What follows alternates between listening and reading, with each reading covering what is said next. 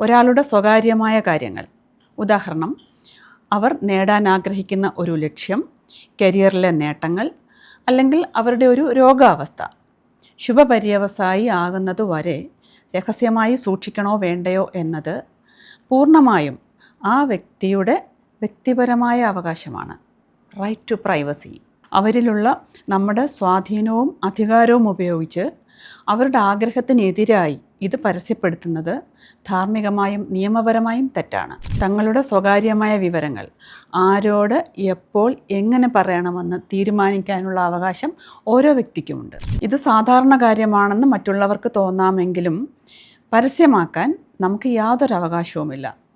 കാരണം ഇത് ആ വ്യക്തിയുടെ ജീവിതത്തിലോ കരിയറിലോ വലിയ നഷ്ടങ്ങൾ ഉണ്ടാക്കിയേക്കാം. മറ്റൊന്ന് ട്രസ്റ്റ് ഇഷ്യൂ ആണ്. ഒരു സുഹൃത്തോ ബന്ധുവോ വിശ്വസിച്ച് നമ്മളോട് ഡിസ്ക്ലോസ് ചെയ്യുന്ന കാര്യങ്ങൾ പരസ്യപ്പെടുത്തുന്നത് ആ വിശ്വാസത്തെ തകർക്കും.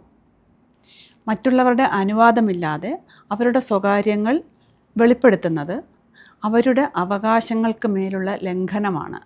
That is breach of right. എന്നാൽ ഇതിന് എക്സെപ്ഷൻസ് ഉണ്ട്.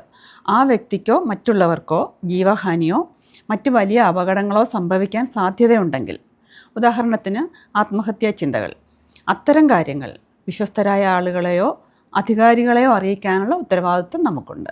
മറ്റുള്ളവരുടെ സ്വകാര്യതയും അവകാശങ്ങളെയും മാനിക്കുക എന്നത് നല്ലൊരു വ്യക്തിത്വത്തിൻ്റെ ലക്ഷണമാണ്.